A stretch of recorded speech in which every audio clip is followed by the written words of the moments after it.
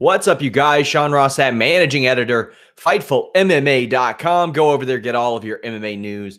We've got plenty to talk about today. It is January 29th. Right off the bat, I am joined by one James Lynch. James, you're back from LA. How is it in Vancouver? It's great. Obviously not as warm as it was in LA, but it was really cool to get to go cover that card last week. Happy to be repping Fightful and getting us some good content. But yeah, it's good to be back. But really successful week covering that card. Lots of good stuff there. We are also joined by Showdown Joe Ferraro, not in LA, not in Vancouver. He is buried under snow in Toronto, from what I understand, Joe. Yeah, guys, thanks. I apologize for the little delay here. It's pretty bad here. I was only able to shovel 3/4 of my driveway, so I will do the next bit after the show here. So it was pretty bad, but listen, live in Canada. It's January. What do you expect, right? Well, we're going to talk Bellator 214. We're going to talk UFC Fortaleza. We're going to talk about the Conor McGregor, Khabib Nurmagomedov situation. But first, we're going to jump into something that we didn't get to cover last week. That's the UFC rankings ahead of Fortaleza. Let's take a look at where they stand right now. Going to present this to everyone. Now, if you're watching this in an isolated clip, we cover this every time that they're updated on UFC's official website. And boy, do we have a lot of changes at pound for pound. Daniel Cormier at number 1, Jones at number 2, Khabib pushed down 1 spot, but the big one, Amanda Nunes shoots up 6 spots to number 8. That causes some shuffling. Woodley above St. Pierre, the inactive St. Pierre, McGregor, Miocic, Cejudo, all down 1 spot. And Rose Namajunas now placed above Cyborg. Showdown Joe, what do you think of this? There's some major moves in this one, mostly because of Amanda Nunes.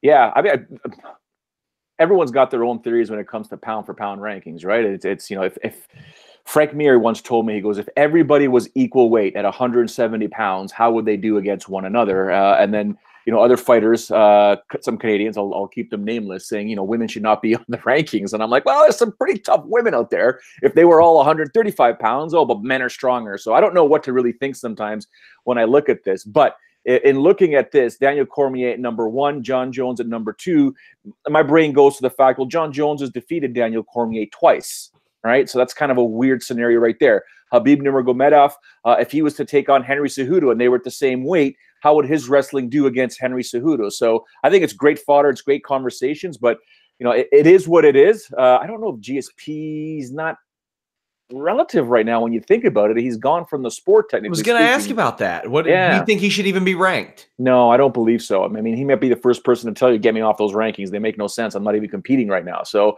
is what it is. But Cyborg at 15 kind of has me, even though she's only lost once, in what, forever. So it is kind of weird, but yeah, it's an interesting dynamic here. Stipe Miocic even being on there is a bit strange for me because, when you think of a well-rounded mixed martial arts in comparison to all the guys that are out there, if Stipe Miocic and someone else were at the same weight, would he win? Would he lose? Right? James, does it surprise you that Henry Cejudo, keep in mind these rankings were put out right after Brooklyn, that he did, not only did he not improve, he fell a spot after beating the bantamweight champion? Yeah, the Cejudo thing's a little confusing to me as well, because I don't even know. Yes, he has the win over Dillashaw, but I mean, the Johnson fight was close. It's like, I think they have to sort of look at the context here. I don't even know if like he definitely belongs on this list, but him at number 5 behind Holloway seems a little odd to me. Like, you have guys that have defended their title a couple times. I think those should be ranked a little bit higher. Someone like Nunes, clearly, who's defended her title at 135 and then also gone up and fought Cyborg and defeated her the way she did. That should put her up. I mean, she's at 7. I could even put her up even higher than that, to be honest. It's, again, this is all subjective, but yeah, I'm a little, and I'm with Joe too. St. Pierre should not be on there. Like, it's clear he's not coming back anytime soon. So get him off, and then when he's ready to come back, we can have that conversation. The funny thing about this, it says the rankings were updated on the 21st. It does not reflect this based on what we see. Like, it's just really weird the way that some of these rankings fall, and I think they need to get a new panel in. But Peter Yan at number 14, bantamweight, not a lot to speak about there. Chad Mendes falls 3 spots to number 8. Josh Emmett falls 1 spot to number 10 in the featherweight rankings. Volkanovski, though, cracks that top 5. Not only that, the top 4. He's up there with Moicano. I'm inclined to agree with this, James. I think this is one where they got it right. Yeah, no, certainly. I'm liking the movement here. I mean, if you look at this list, you can't really argue with a lot in terms of where fighters are placed and everything like that. Yeah, I don't say that too often, so maybe I'll just quit while I'm ahead right here. Over in the lightweight rankings, James Vick moves up 2 spots to number 9. Alex Hernandez manages to move up a spot. Trinaldo, Hooker, Felder, Gillespie, Islam Makhachev all move up a spot, which means Chiesa, after he's been yanked from the rankings, causes somebody in like Alexander Hernandez to move up a spot. That's wild, man. Alexander Hernandez gets absolutely fathered by Donald Cerrone and moves up. So no real movements there. Cerrone's still ranked at number 13. Over at middleweight, you have Uriah Hall switching spots with Elias Theodorou. Light heavyweight, you have Cormier moving down to that number 1 spot after losing the championship. But Corey Anderson and Thiago Santos are the ones I'm interested in. They are tied at number 6. Anderson shoots up 4 spots to take number 6. He is behind Ozdemir. Santos moves up 1 spot, so there is no 7 ranking. We have Ilir Latifi dropping 4 to number 9. Manoa at number 10. What do you think about these, Joe? Yeah, it's an interesting dynamic the way things are set up here. I take nothing away from Corey Anderson, but I'm not sure if he should be that high. I get it, I understand it. DC though, what do we say about DC? Is he going to be competing again at 205 pounds? Is he taking a slot from someone that potentially could be up at number 15? Although the division is kind of slim when you do think about it, but like you said, the panel right now that makes these calls or makes these votings or does the voting. Yeah, I don't know, man. It's just it's strange, but I think Dominic Reyes and Santos should be a little higher, but I digress. Up next, we have the heavyweight division with some changes. Marcin Tybura moves up a spot. Justin Willis falls down 1. Walt Harris at number 13. Andrei Arlovsky falls to number 14. Struve falls to number 15. What do you think about Walt Harris's debut on these re-debut on these rankings? I think, James. Did he not get flagged by USADA? I thought I read something about that. So it's just like, but it just goes to show, like the fact that Stefan Struve is still a top 15 heavyweight just tells you everything you need to know about how shallow the heavyweight division is outside some of the the top fighters. I mean, Struve hasn't won a fight, it seems like, in a very long time. Arlovsky as well. Yeah, I mean, I don't have an issue with it. I think if anything, it just exposes how weak the division is outside some of the top fighters. Betchko Haya falls to number 12 in women's bantamweight. Another dove cries. But at women's flyweight, how dare you? At women's flyweight, Jennifer Maia up at 11. Ashley Evans-Smith, Borella, and Andrea Lee all fall down 1 spot. Jennifer Maia, you think she can contend in this division, Joe? Yeah. I mean, she's just got to get her act together in terms of just, focusing. But I think she's got the skill set. We all know that. I mean, it's just a matter of her trying to understand certain things. But yeah, I believe she can. Well, the news hit right before we went on the air today, actually, about the Conor McGregor, Khabib Nurmagomedov situation. Ali Abdelaziz not happy with some of the punishments handed down as well. But they did appear. John Jones is appearing today as well. But lots of information here. We have a clearer picture of when Khabib Nurmagomedov, Conor McGregor can fight again. James, the fines were a point of contention, it seemed. $500,000 for Nurmagomedov, McGregor $50,000. I'm inclined to agree with that fine at the very least. Yeah, I am as well. You can't jump outside the cage. I mean, it's dangerous. And yes, I realize the bar has been set pretty low just with the fact that McGregor threw a dolly at a bus, but that doesn't excuse the fact that these guys got to act like professionals, leave the fighting in the ring, or in the cage, I should say. And yeah, I reading the punishments and everything, nothing surprised me. And I thought the fines were about right. Yeah, I mean, nothing here really surprised me, just seeing everything that's coming out right now. Teammates of Khabib, Abu Akbar Nurmagomedov, and Zabura Tukhugov were given 1-year suspensions and fined $25,000. And Ariel Helwani says that he doesn't expect Khabib to fight until his teammates are no longer suspended, which would be October 2019. And that Khabib will reportedly pay for the fines of his teammates. I get the sense of nobility that he might have, Joe. But to me, quite frankly, sitting out until your teammates aren't suspended is flat out stupid. But I want to know what you think. Yeah, well, it's the culture thing, right? It's what he believes in. It's what he. It's one of those things that they're wired differently than the way most people in North America think. So I completely get it. I completely understand it. And he wants to just put a stand out there. I mean, he got a 9-month suspension, can be retroactive because of, if he does his community service with the police force and everything like that. Then, if they like it, they accept it, it can go down to 6 months similar to Connor's. So that's one thing there, but it's irrelevant. He may not even do that because he's like, well, if my teammates are going to be out, I'm staying out, right? They think differently. That's just, they're very proud.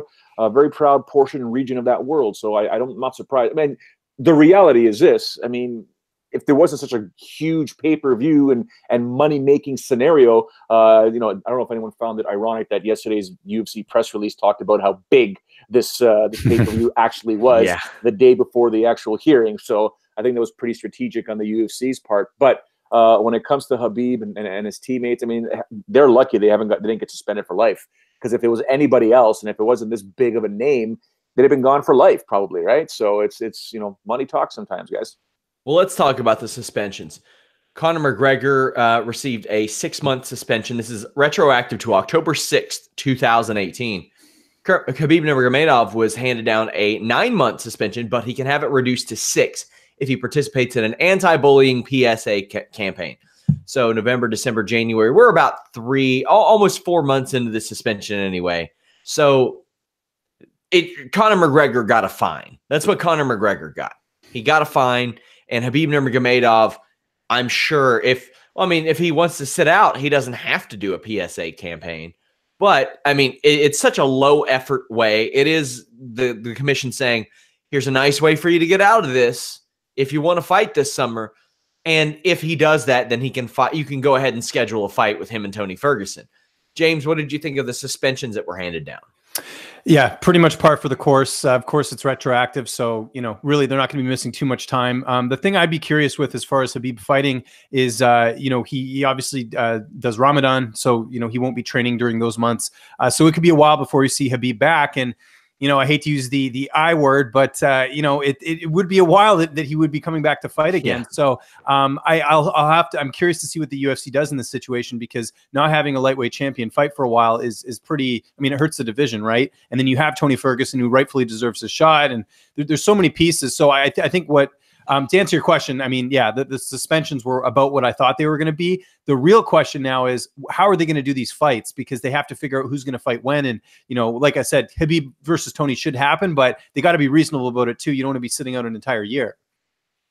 Yeah, just so you guys know, Ramadan starts on May 5th, ends on June 4th. So, and you never know how long it'll take him to recover for something like that. And there's some fighters that fight through it, but Khabib is traditionally not one of those guys. So I don't know how you can possibly fight through that. You got to be tough as nails to go through that type of fasting. Yeah, Bilal, I know Bilal did. I think Bilal fought actually on Titan one time during Ramadan. I was like, man, how? But guys are tough. Woo. So the thing is, if you schedule a fight right after that suspension ends, you're talking like right at the beginning of Ramadan. That ain't happening. You think that Khabib, of all people, is going to go into his fight not like with that eating schedule the way that it is? Oh man! So we could be looking at him just saying, you know what? I'll take the 9 months. I wasn't going to train for a month there anyway, and then he would be preparing for the next 2 months.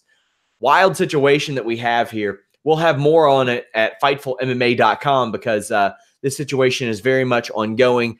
Khabib had tweeted afterwards, always politics. Like he very clearly wasn't happy about this. But one thing I was happy about was Bellator 214. James, you were there live. You got a ton of content here on this channel. I know some of you still watching the Pro Wrestling channel. If you want to watch this show live, youtube.com/FightfulMMA Boxing is the way to go.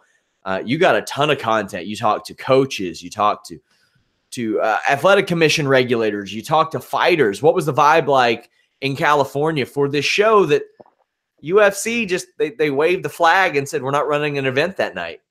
Yeah, it was great. There was a lot of media out there because of Fedor. I didn't realize how, like I know how popular he is sort of in our bubble, but just from, like a Russian perspective, he was mobbed. I didn't even get us anything on media day because I was going to have to wait about 20, 30 minutes to get there. And then I'd only get a couple interviews. So I didn't even bother. And I asked some of the Russian media members after, what is Fedor like, and he's just like a superstar over there. Like it's just crazy. We forget sometimes how big he is. So that was something that surprised me, but it was just cool to see all the different fighters that were there. Like, they had John Fitch and Rory McDonald and Liam McFarlane. Like they brought a bunch of fighters out, which I thought was good. I saw Douglas Lima there as well.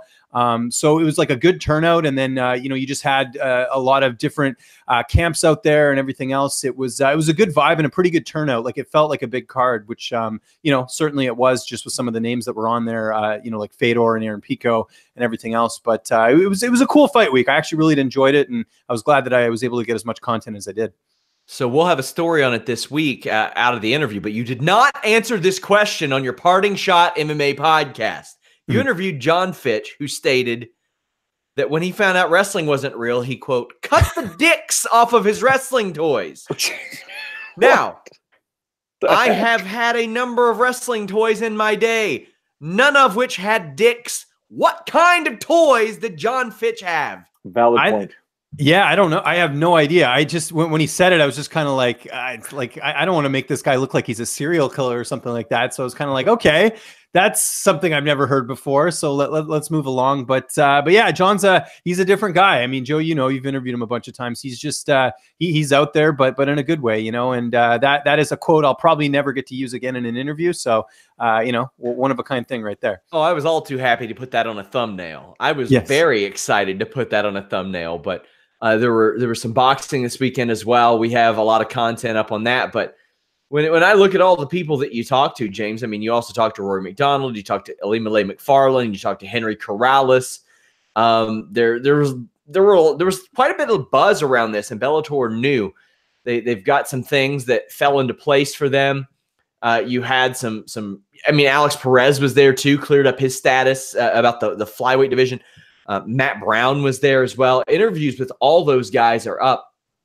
Who stood out the most to you from a charisma standpoint that you talked to at this show? Well, actually, there was one interesting interview. I'm sure some people have seen it. This Thor Skanky guy who fought on the undercard. That guy is just he's a character, man. He literally just first off, what a name, but also just this guy. Like he kept making fun of the media when we were asking him questions. He's like he pointed out to me like, "Hey, you in the blue blazer. By the way, I like that. Hey, you who looks like John Cena." Like he was just like, I've never seen anything like that in an interview. And this guy's a journeyman. He's 35 years old. He's 11-8. And, he got a first round finish. I thought that was a big surprise. But for me, the interview of the weekend for me was Freddie Roach. I'm a casual boxing fan, but obviously someone who's paid attention to it. And I've never got to interview him. And it was one of those things where, Pico's wrapping up his press conference. I'm like, I got to shoot my shot. So, went over there, got about 2 minutes with him. And it was great, to hear from him, legendary coach, obviously working with Manny Pacquiao. So I was really happy I got to get his perspective, and obviously disappointing night for him with Pico getting finished in that fight. Yeah, one of my writers, Jeremy Lambert, when he was getting the interviews published, he was like, man, this Thor guy rules. That was one that stood out to him. But we had the actual event, and a lot of the buzz surrounded Jake Hager, the former Jack Swagger. Had just a wealth of WWE support on a really busy WWE weekend. Now, Joe, I know you and James don't exactly follow a lot of wrestling, but this show and Jack Swagger, Jake Hager's fight went up about 20, 30 minutes after WWE had a pretty big show on Saturday night. I thought that was clever. I thought it was smart. I thought it was good business for a company that we don't always exactly herald their business decisions, Joe. Yeah, it was very smart, very intelligent. I do want to ask James, though, one thing, because I was just looking online, and sorry if if it's there and I didn't see it. What was the attendance in the venue? Do you know? I didn't get exact figures, but I know I believe the actual gate was really strong from what I saw. I haven't seen anything because it was one of those things that got back, just basically had to go be a dad as soon as I got home. So I've missed a lot of the post stuff because a lot of that happened after I was done. So yeah. The reason why I'm asking is this, every time, during the post-fight interview when Jake was being interviewed by Big John McCarthy, the audio that I had was like, is there anybody there? Is anybody reacting to what he's saying? It just seems like such a dead crowd. I mean, there was more, craziness at Titan this past week. And then what I saw there, I thought, because he went off a little bit. I don't know if that's a shtick, Sean, if that's what he usually did when he was at WWE, but I was expecting a much louder cheer. Well, I don't know that a lot of people even knew who he was in that regard. I mean, different crowd, but I know that it got an awful lot of buzz. There were a lot of people happy, and he wasn't the biggest star in WWE. He got a world championship. He had a title match at WrestleMania, won Money in the Bank, and those are all great accomplishments. But to a lot of people, Jake Hager was seen as a bust. But James, I know you can attest to this too. He couldn't be more unlike his pro wrestling character. He's a very friendly, happy, positive guy. Jack Swagger is. So still got a lot of friends there. I was very surprised that R-Truth wrap him to the cage, because you all may remember CM Punk the night before Royal Rumble was supposed to walk Chael Sonnen into the cage in Chicago, same city even as the Royal Rumble, I believe. I can't remember where exactly they were, but was disallowed, wasn't allowed to do that. But Jake Hager beat a guy that he should have beaten. But when I don't know how many fights J.W. Kaiser really has. He claims he has 50. But Joe, he shut this guy down with the quickness and did exactly what he was supposed to do. I like the takedown. I mean, when you have that height and you have that length and that reach and that span, the way his left hand went down and pulled the ankle, pulled the leg, took off the balance, and then dropped him down on the mat and then proceeded to work. Again, we're talking about a gentleman who's green in the sport, but he knew going in there the difference between life and MMA is you're going to get punched in the face, and then it's how you react when you get punched in the face. So I thought he did a pretty good job. That squeeze, no doubt, is probably extremely tight. That even a heavyweight would have a hard time fighting it off. But it's good. He got his victory. He got his debut out of the way. We all know what happens when guys make their sophomore effort. It's going to be a bit more challenging. Now you're quote unquote undefeated, even though it's one fight. But yeah, I was pleasantly impressed. I mean, it's weird how the submission took place. I mean, I think you heard Big John basically saying if he can get off to the side, it's going to be much tighter. But that power was strong enough to take out Kaiser. So good on him. James, what'd you think of this fight?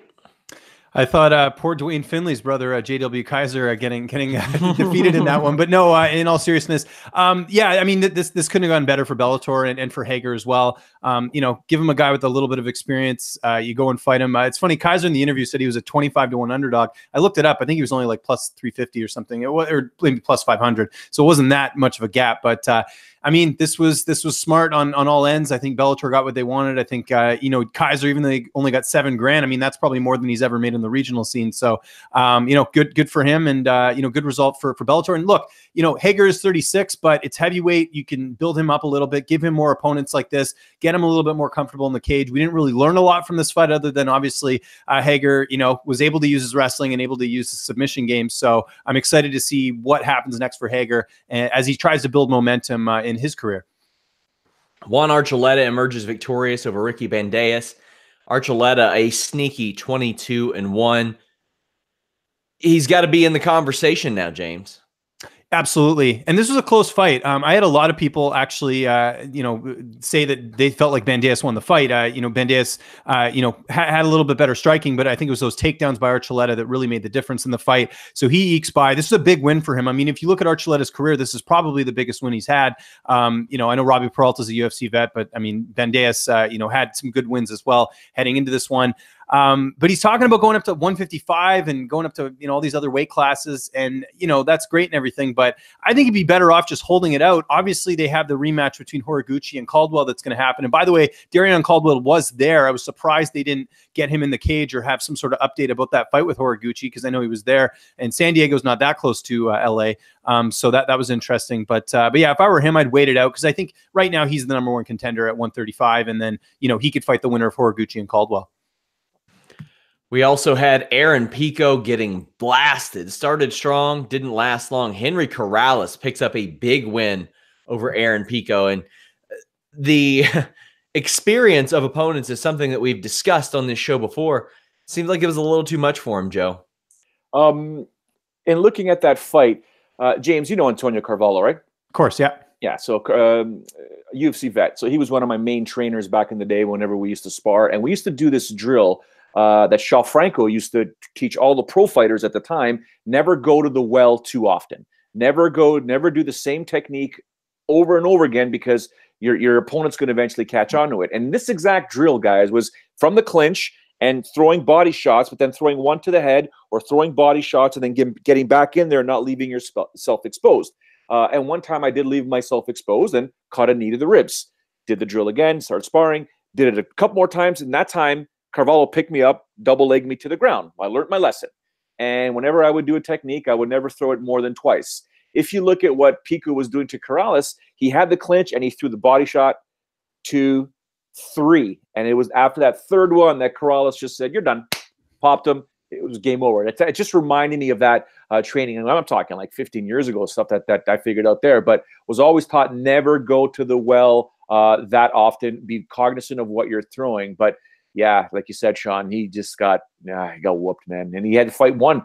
He just had to, Big John said it. Don't go in there for the kill. You got 15 minutes to do this. You hurt your opponent. Try and go in there for the finish. If it doesn't work, be very cognizant of your defense. All due respect to Josh Thompson, but in his analysis after the fight, he said, quote, "Aaron Pico's got to realize that boxing gloves are much larger than MMA gloves." And I said, wow, that was a sweetheart deal you got to sign with Bellator. My God. But Aaron Pico's still 22 years old, a young 22 as well. I just turned it in September. 6 fights since June 2017. Do you think he should maybe take a step back, James?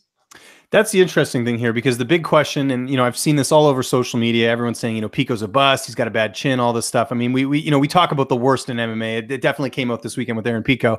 But here's the thing about this matchup. Like, I truly believe that this was the right matchup. People say that it was too much too soon.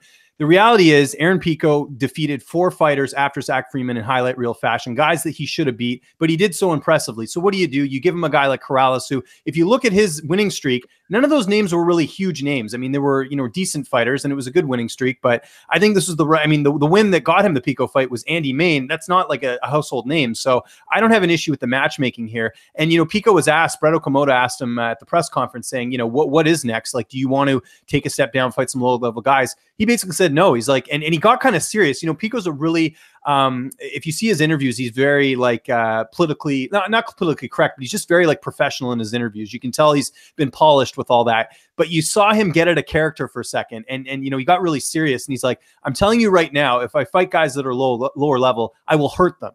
Like, and he looked like dead in the eyes. And I've never seen him sort of break that professionalism. Not that it was unprofessional, but just you sort of saw him being really honest at that moment. And I agree with him, because if he fights another Lee Morrison, he'll probably knock him out. The issue here is that, and he talked about it, is that he's got to use his wrestling more. That's your bread and butter. It reminds me of when Ronda Rousey knocked out Betch Kahea, and then all of a sudden she thought she was this amazing stand-up fighter, and then she fights Holly Holm the worst way possible, trying to outbox her, and she gets knocked out. Same thing happened here. I think Pico, relied too heavily on his boxing. I think he also, underestimated Corrales' knockout power, because, you talk to other fighters that have fought Corrales, he hits really hard. So he paid the price here. But to answer your question, I think he should take a step down, but get someone that's notable. The fight that I think that makes sense is Pat Curran. Curran's barely fought. He's a former champion. He's getting up there in age.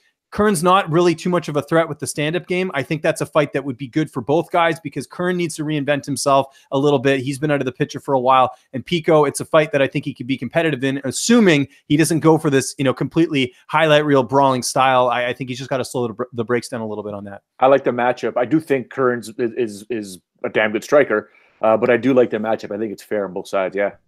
Wouldn't be opposed to seeing them run that Zach Freeman fight back. Why not? Yep. If he's picked up his second loss, and Pico can't say, I would hurt that guy. Maybe he would hurt Zach Freeman, but as we've seen in the past, Zach Freeman is a very live dog. Ryan Bader, what can we break down about this fight? He cracked Fedor with a lead left hook, and he is a way better fighter than Fedor Emelianenko. Bader has said, I believe, that he has 1 fight left on his deal, but is looking to re-sign with Bellator, so he is somewhat loyal to them.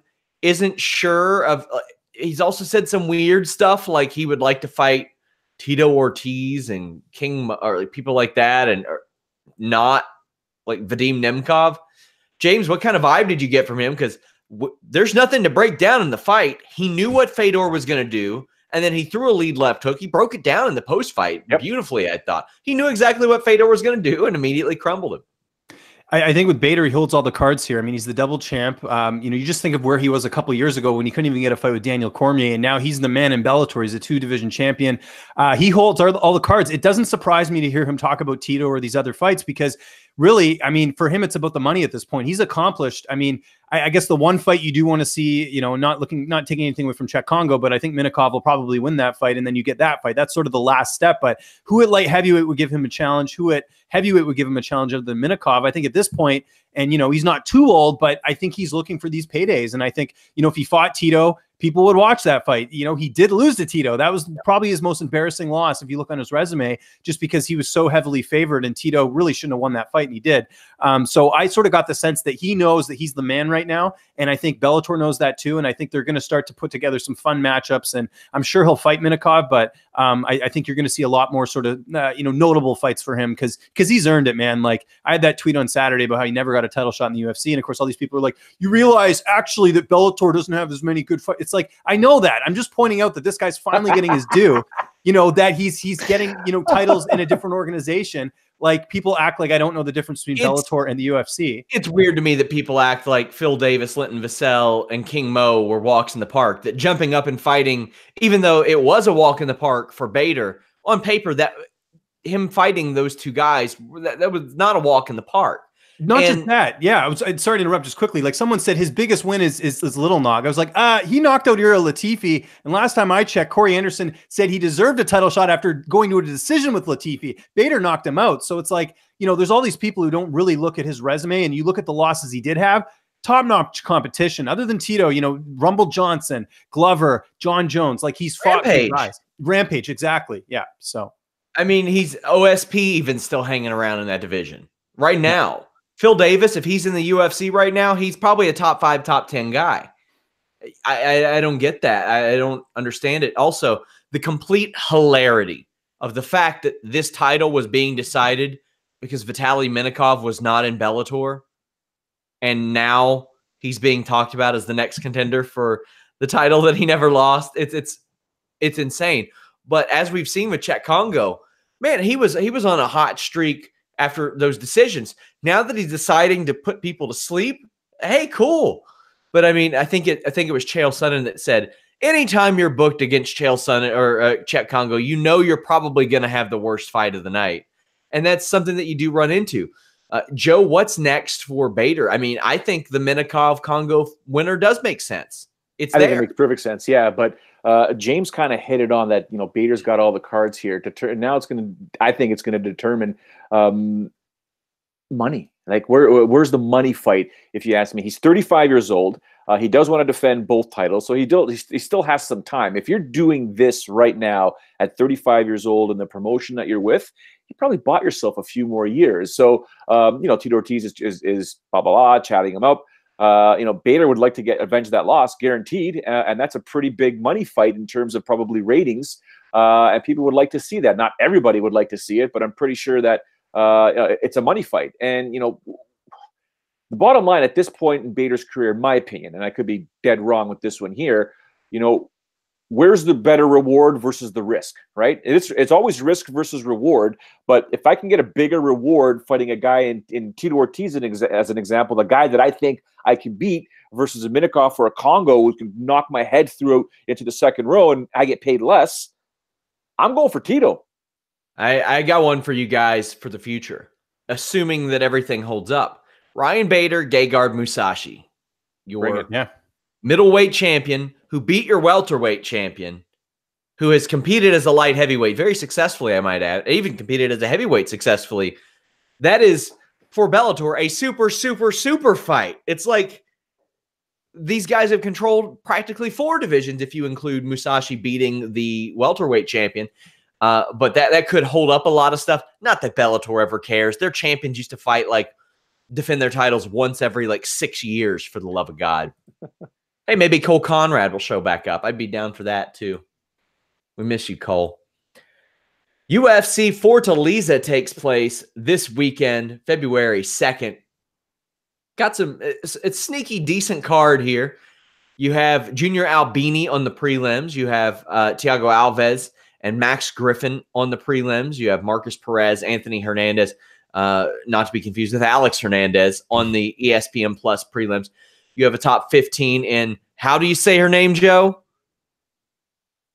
Mara. Yeah. Romero Borella. There you go. I'm not going to do that one the disservice. What stands out to you on these prelims, James? I actually really like, I mean, there's a couple fights. The Ricardo Ramos and Sadner Magomedov fight at bantamweight is going to be just a killer fight. If you remember, Ramos was supposed to fight Ricky Simone. He had an injury. Now they rebooked him against Nurmagomedov. This should be a banger. Ramos, quite the talent. He could go 4-0 in the UFC here. So lots of interesting stuff there.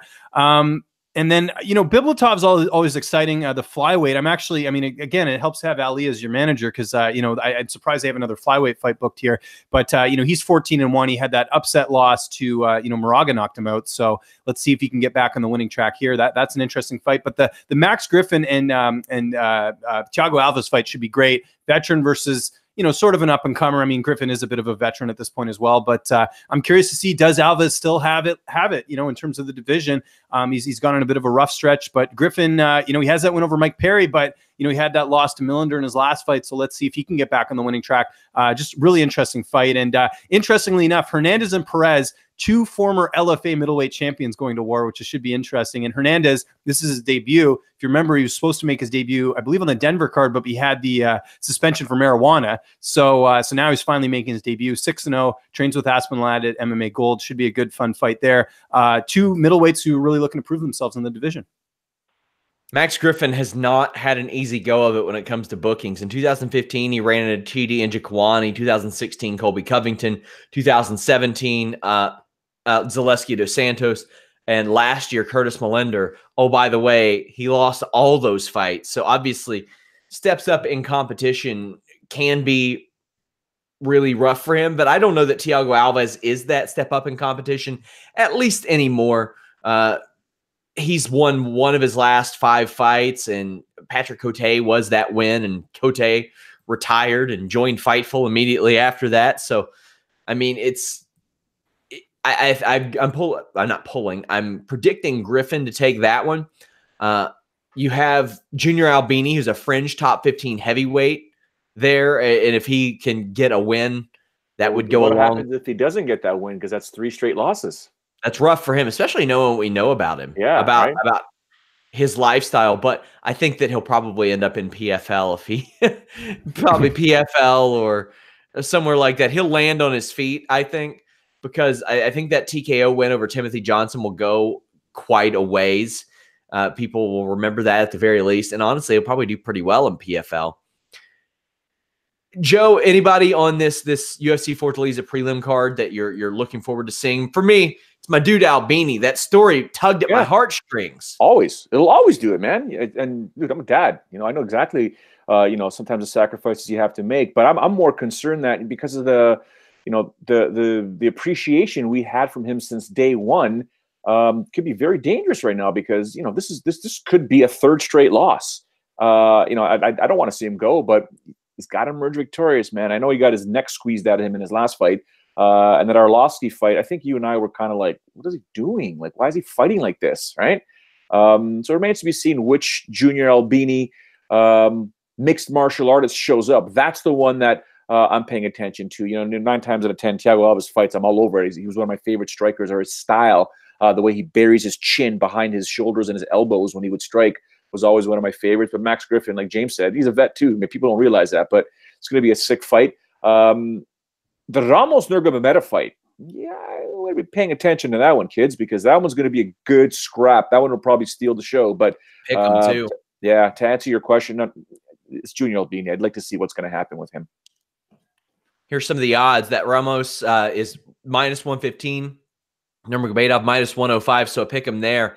Albini a -115, and Rosenstruck is -105, so another one there. Very, very competitive in that regard. You have Kolaris at a +115, DeFreitas -135. Bibulatov is -400, by far the biggest favorite on this show. Von Taren +325. You have Max Griffin at a -210, Thiago Alves +175, Santos a -160, while Barela is +140. I would maybe get in on that. We'll talk about that later. Marcus Perez a +150, Hernandez a -170. You have Justin Ledet a +175, Johnny Walker a, God damn it, Here we go. 210. Oh, damn. Souza, a minus 225. Frota, a plus 185. James, God damn it. What am I doing? Here we go. Don't worry. I'll keep the puns up. Is there any value on Johnny Walker, even though he'll be expensive? There's always value on a Johnny Walker. There's yeah, exactly. There's all, because you never know. I personally, I would take him straight. Minus 210. That's definitely good value on that one. No, you'll end up on the floor. Yeah. I think they know what they're doing here. Okay, let's just look at this from an objective standpoint. Okay, Johnny Walker defeats Khalil Roundtree, who, in my opinion, is was pretty talented himself on The Ultimate Fighter and everything like that. That was a huge win. Now he's fighting Justin Ledet, who I think a lot of people are surprised is still in the organization. This is in Brazil. I think you kind of know what they're doing here. They want him to get another big win here and sort of propel. Now Ledet's got that kind of I got nothing to lose attitude, but for Walker, I mean, he should win this fight, but again, and he's actually has more fights than Ledet. I'm looking here. He's 15-3. I mean, Walker should win, but I don't know. This just seems like it's one of those fights that the UFC sort of is setting up here for Walker to look good. So if you're going to play it straight, if you really want to, yeah, we'll just leave it at that. Yeah, Johnny Walker will probably win that. Well, Ledet had started off 3-0 in the UFC at heavyweight and then moved down to light heavyweight and got beat by Rakic. I'm a little surprised he hung around at light heavyweight. I figured maybe he would jump back up. But that didn't end up happening. You have Souza, who did win her UFC debut in September. That's good, especially after the hiccup against Angela Hill a couple years back. She is, and not only that, she regularly has like performance of the nights, fights of the nights, and Invicta, and won in 80 seconds via a finish in the UFC. That's a good first impression to make. A guy who constantly makes good impressions and sometimes bad ones, Charles Oliveira, looking to extend his record-setting ways against David Tamer. What are you expecting out of this fight, Joe? Naturally speaking, you would think that Oliveira's like, I want another submission. I want another submission. That's what he's good at, right? He actually does have good striking. If you go back to when he first got into the UFC, he knew how to use that length versus his opponents. And then as soon as he ran into Jim Miller the first time, that's when things changed because he got tapped out and then, kind of had that up and down run. But this guy's a submission specialist. If he can get a hold of you in some way, somehow. But there was always back in the day questions about his heart. If you hurt him early and let him force the fight in a different manner, you can knock this guy out, or he'll find a way to get out of the fight. And Tamar has that ability. So I like the fight. I just think Oliveira is going to do anything and everything to continue to pad that record of submissions. James, this is very much a styles make fight. You have a jiu-jitsu guy in Oliveira. You have an accomplished kickboxer in Tamer who is hard to finish. 5-0 in the UFC. He also went 2-1. But the fight he lost on Tough was only a 2-rounder. So who knows what would have happened with that extra round. It's like I count them if they're finishes, but I don't really count them if they're 2-round majority wins or anything like that. But the odds have Oliveira at minus 120, Tamer at plus 100. I think those are fair, but I want to know the odds that you're giving it that Charles Oliveira says that he wants to move back to featherweight if he wins this fight. Yeah, minus 1,000 for sure. I mean, that's every fight for him. I get Oliveira being the favorite here, with his experience and obviously his submissions as well, but Tamer's never been submitted in his career. He's a guy that can turn a really exciting fight kind of boring. I mean, you look at the win over Lentz, you look at the win over Jakar Close. I mean, those are good wins. If you look at both those guys, what they've been doing after losing to Tamer, they've been both doing quite well. So I think there is some value here on Tamer, as far as this matchup goes, because while he doesn't have the experience, he is a guy that can always take a fighter out of their element. And that includes Oliveira. If he's able to stuff some of those takedowns and avoid the ground, I think it's a fight that he can win. So, like I said, Oliveira is rightfully the favorite, but don't be surprised if Tamer pulls this one off. Sneaky good fight here, as is Damian Maia, minus 180 plus Lyman Good, 158. Man, this is Lyman Good's chance. He had the hiccup against Dos Santos. It was a split decision, though, and knowing what we know about Dos Santos, that loss looks a little bit better a year and a half later. He beat Ben Saunders. He beat Andrew Craig, but to me, this is, I can't say the biggest test of his career because he fought Ben Askren.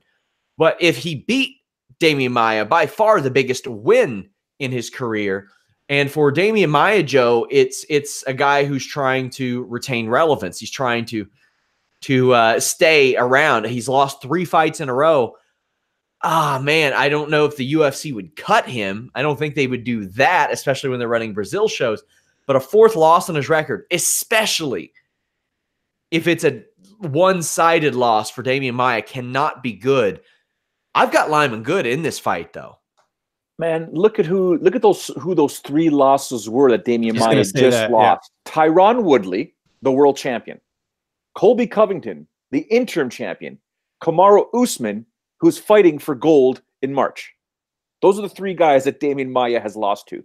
So to hell with the UFC matchmakers if he loses to Lyman Good to cut him. No, I don't think so. That's absolutely not right. Although I do believe that, excuse me, Damian Maia does emerge victorious. So sorry, Sean.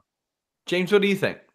Yeah, to me, it's really hard to ignore those losses because they were so high level. You know, if you look at the competition, and then how about some of his wins here recently? You know, George Masvidal, Carlos Condit. I know Condit's had a bit of a rough go, but that Matt Brown one was good. I just think that even though Maia is 41, and in situations like this, you tend to favor the younger fighter. And I know Good, you know, no pun intended, has looked pretty good in his career. I mean, that fight, go watch that fight he had with Askren. I mean, Askren's face was beat up in that one. That was probably a much closer fight than people give it credit for. But I don't like the layoff that he's had. You remember he had that USADA issue. You know, he hasn't fought as much. He's going to Brazil as well, which, you know, I mean, I think that does give Maia a bit of an advantage there. I'm going Maia in this one. I have to. It kind of goes. I'm kind of going in the opposite of what I said in the last fight because you know, Maia clearly has the experience here. But sure. I think Maia pulls this one off. I think this is he'll get. I think here. Listen, I'll predict this. I think he's going to get the win by decision. I don't think he'll get a submission, and I think he retires. I'm going to call it right now. 1 second. Wow. That's a good call, James. Wow. Okay. Of those three losses, guys, each one went to the decision. He didn't get finished. He went to the decision with those three guys. So. Well, that's the case with Lyman Good as well. When he loses, one, he's losing to pretty good fighters. Dos Santos, Andrei Koreshkov, Ben Askren. You got the Rick Hahn fight in there too, but that was a very, very close fight. I get the feeling we're in for a 15-minute fight here, and might not exactly be a crowd pleaser. You speak about retiring, James. Jose Aldo says that he is retiring. He is a plus 105 underdog against Moicano. Whew! Never thought I'd see the day where a 32-year-old Jose Aldo would be an underdog. And it's against Moicano. Now, the only people to beat Jose Aldo since 2006 are Max Holloway and Conor McGregor. Before I even break this down, which way are you leaning? I'm leaning Moicano in this fight, but I think that the value certainly is on Aldo. And actually, there was a point, I believe, when he fought Jeremy Stephens where he was an underdog and then it flipped back again. The thing that I look at here is just that at some point, you know, Aldo's got to slow down a little bit. I realize he's not that old, but you do look at the damage. You do look at, you know, some of the things he's had to overcome, you know, just mentally losing the way he did against Conor. His last fight certainly silenced a lot of those critics, but I think Moicano is just getting better and better. His only loss is to Ortega. You know, this guy was the backup for Holloway, you know, and Ortega when they were fighting. Clearly, you know, his record speaks for itself. I was just so impressed even last year, that win he had over Calvin Kattar, how dominating he was. I think he's ready. And he, you know, he said it, you know, in an interview where he's just like, you know, it's my time. I'm the younger guy. I'm ready to do this. I think he does it here. But saying that, I think the value here is on Aldo just because of his experience and everything else. So if you're going to bet this fight, definitely go Aldo. But I think Moicano pulls this off. Jose Aldo is a rare, I got 5 on it for me. I'll give my picks. I mean, a rare, I got 5 on it at plus 105. Joe, you've been covering Jose Aldo for a very, very long time. He's got a lot of tools that would almost seem overpowered to some degree. You look at a guy, that body composition and what he specializes in, and you think, well, he shouldn't be as good at that. He shouldn't be as good at that. But it's a question of when and how much those skills have diminished. Now, that being said, Jose Aldo can still beat people. We know that. I mean, we've seen that. He beat Jeremy Stephens, flattened him in July. He says he's wrapping up his career. We'll talk about that in a moment, but I want to know how you feel about this fight. It's a tough one to break down, you know, logistically, because when you take a look at who Jose Aldo Jr. actually is, you'd automatically, your brain goes into, like, nobody can beat this guy other than Conor McGregor and Max Holloway. But you know, he's not getting any younger. And Moicano, you know, and let's be honest, despite the 2 Max Holloway defeats, there's always going to be guys that have your number. Max Holloway clearly has Aldo Jr.'s number. But he comes back and he, like you said, flattens Jeremy Stevens, who was on a pretty spectacular run at the time. I mean, he had 3 straight wins at that time. Now, were they world-class opponents? Maybe you could make the argument no, but Josh Emmett was pretty damn good. Du Hoi Choi was fantastic. And Gilbert Melendez at the time, you know, took a beating in his legs, right? So, but then you take a look at Moicano, and with Moicano, you know, taking out Cub Swanson is very, very impressive, as is Calvin Kattar, although that one was a decision. So it's a tough fight to break down. I'm still going to lean towards Jose Aldo Jr., but be interesting to see if Moicano can do this and how the Brazilian fans react and how the UFC reacts and what could be next for Aldo. I still firmly believe that at some point he's going to have to make that decision to move up to 155 pounds if he wants to continue his career. Jose Aldo opted to take a 3-round fight instead of a 5-round fight, says that he's going to retire at the end of the year.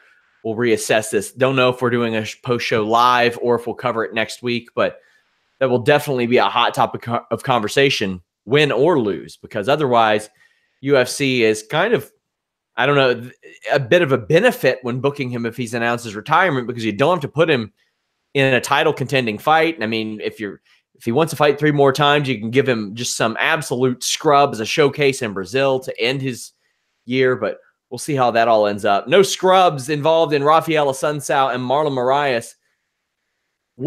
I wouldn't be mad if either one of these had got a title shot. And quite frankly, I feel for these guys. I feel for both of these guys that their division has not only been held up because of the Dillashaw-Cejudo fight, but now because of TJ Dillashaw's probable stubbornness in not accepting a loss. Who knows if either one of these men will actually get a title shot. We have Marlon Moraes, who probably should have won their last fight, Joe, but didn't. What adjustments do you think that he has made to ensure that he doesn't have a victory taken from him? Yeah, that was an extremely close fight, and I think you and I both scored it for Marlon back in the day. That was, 2017, June. So he's a minus 170 favorite over Assunção plus 150 right now. Yeah, I'm not gonna lie to you guys, and James, I'm not sure if you'll agree, but I got this as a pick 'em. But these guys are that close in my opinion, and that skilled. We saw what happened in the first one. It was a very close fight, but I think Marlon did do enough to earn the victory. The difference is that was a headliner on a Fox. This is a main event. This is a 5-round fight. So this is the opportunity now for Marlon to not only redeem that loss, but don't be in a rush, man. Don't be in a rush, because we see how explosive he can be in the opening minutes of a fight. Assunção is going to just be calm. Assunção can stay in that 3rd gear the minute that fight starts and just cruise all the way for 25 minutes unless a finish presents itself. So I think we're going to see a very methodical fight here. I mean, it could be wrong. It's a fight, right? But a very methodical fight unless something presents itself. So look for these guys to slightly win 10-9 rounds each, and I think the final round will determine who's going to win this fight. It's going to be a fantastic fight because they're so evenly matched, and I think it's going to be great.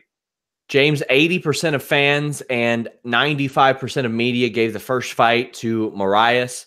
Assunção, one of the big questions I had, and I'll never forget, it was a talking point the week that we launched Fightful. Assunção hadn't fought in almost 2 years, and he had a really bad ankle injury. And his first opponent back was TJ Dillashaw. And I'm thinking, man, you had a major ankle injury. You're fighting at 135, and that's the guy they put you up against. And based on the performances against Sterling and Moraes, it did seem like it took a little while for him to get his legs back underneath him, because that is not a division to be in if you have this restricted footwork and you have a lingering ankle injury. Well, the Matt Lopez fight, he picked up a big KO. He really made an impact on Rob Font, but underline that performance. But we're running this one back for a year and a half later. As close as I think the skill set is, I think some of the physical tools favor Marlon Moraes, but I want to know what you think. Yeah, this really comes down to just, I think they're both equally skilled. I just think that if you look at the two, Moraes has got that power factor. And so at any point in the fight, he can't end it. Whereas Assunção, he does have that win, but he only seems to get finishes over lower level competition. A lot of his wins are by decision. They're close fights. I mean, we can't ignore them either. That win over Rob Font just back in July or whenever it was, that was an impressive win. I mean, Rob's a really top guy in that division.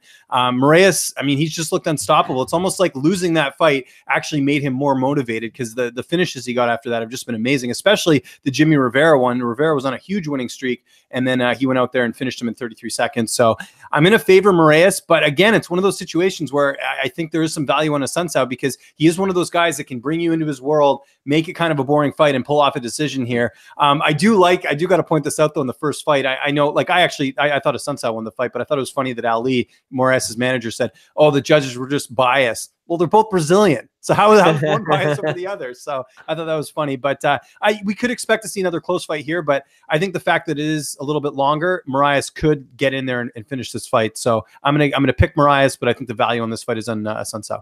Speaking of value, my UFC Fortaleza, I got 5 on it. For those unfamiliar, if you got $5 extra, you can throw it on these. They are flyers. I am not necessarily picking these people to win, but Sarah Frota and Livia Renata Souza, plus 185 for Frota. She is undefeated. You all probably saw her, or maybe saw her, with a fairly quick win on Dana White's Contender Series. In a division like this, I think there's always that possibility. There's this sense of unpredictability in some of these fights, much like the UFC heavyweight division. Although they're not comparable in style, or they are comparable in skill at some degree. That being said, Souza is very good. Also, I have Bantarin and Bibulatov, even though I'm fully expecting Magomed to win this fight. Plus 325 at flyweight in Bantarin's home country. Bibulatov making that travel. I think that's an okay one. And then I've got Jose Aldo. Like I said, a rare plus 105. I got 5 on it. But considering who we're talking about, I'm like, you know what? Even though there's not a ton of value, as James said, there is value there with Jose Aldo. Those are I got 5 on it. We'll review how those ended up next week. But we have a few questions as we wrap up. What do you guys think of the announced Romero versus Costa fight rebooked for the 3rd time, Joe? Yeah. I don't know what to think of that, to be honest with you. Yeah, it's fine. It's all good. James, anything on I think it's a little interesting because, I mean, if Costa loses this fight, what's Romero going to fight for the title again? Like, it seems kind of puzzling match. It's a great fight, don't get me wrong, and we're going to learn a lot about both guys, whether Romero is still at the top of his game and whether Costa is this legit guy. I mean, we don't really know. He's got all these knockouts, but, you know, Uriah Hall and, you know, a couple of the other fights that he's had, I mean, they're not really notable opponents. So we're going to learn a lot about Costa in this fight. I guess on the flip side is I think the UFC's hoping that if Costa pulls this off, he's immediately going to be propelled, you know, up the ranks there. So, but to me, why isn't Yoel Romero fighting at 205? I don't understand that, because yes, I know that he's not like a tall guy, but you know, at this point, you've had a couple cracks at the middleweight title, or at least, you know, had a crack at Robert Whittaker. I just don't see the value there in him staying in that division. So it's an awesome matchup. Don't get me wrong. I just don't get it from Yoel Romero's perspective. Well, the winner of TJ, or the winner of Marlon and Assunção, get the shot at TJ. I will say yes, because I think they'll end up going Benavidez, Cejudo. That fight is right there for them for the flyweight title. James, what do you think? Yeah, I agree. I think they're going to do it that way. And yeah, I mean, the bantamweight division's just been held up too long by Cody Garbrandt and TJ Dillashaw. They need to switch things up, and I think fans are getting tired of it, and I think the UFC's listening for once. Joe? Where's the money fight? Yeah. Is there a money fight for that division? TJ? Yeah. Bring up Cejudo. Get that rematch going. Do you think people really want to see that after what we saw? I think so. You can make the argument that TJ should not have lost all that weight, which had no water around his brain. A nice crisp punch from a guy like Cejudo knocked him out easily. Let's get some more water weight around your brain, and let's get a good fight going. Do you think if Moicano finishes Aldo, he can leapfrog Volkanovski and get the title shot at Max next, Joe? Solid question. Yeah, you take out the former champ, you might. Yeah, I like it. James, how about you? Yeah, I think he will. He was already the backup for the title fight. The UFC obviously thinks very highly of him, and taking out a former champion in Aldo is a bigger win than Mendez. I hate to say it, but Aldo was a former champ, Mendez wasn't, so this would be a huge win. I agree with both of you guys. FightfulMMA.com, lots of news. If you all didn't check out James's interviews over the weekend, go and do so. There's a lot of stuff that wasn't just pertinent to Bellator 214. He had a lot of stuff moving forward. James, what do you got going on this week? Well, I'll quickly plug some of those Bellator interviews that people might have missed. I played, what was it? I played Mortal Kombat with Ricky Bandeas. You can check that out. Played GoldenEye with Ian Butler. You can check that out. Talked to Andy Foster, got his reasoning. As far as I know, I don't ever think we've seen Andy Foster on camera. People are eviscerating him in the comments. Exactly. You got to check it out, though. Andy Foster, sounds like a bad guy in a Western movie. It's great. You're going to love the interview. Awesome. Check that out. And then what's the other one? Freddie Roach, like we talked about here on the show. Check that out. I was one of the few people who got a quick statement from him on Aaron Pico losing and what he needs to do moving forward. So check all those out. And what a blast that was covering Bellator. Follow me on Twitter at Lynch on Sports.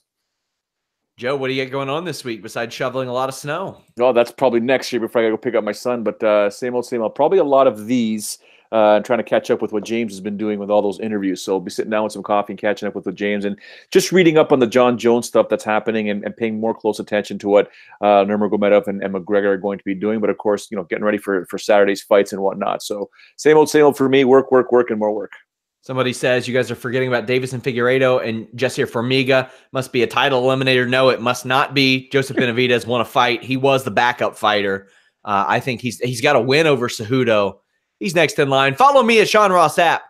Till next time, we're out.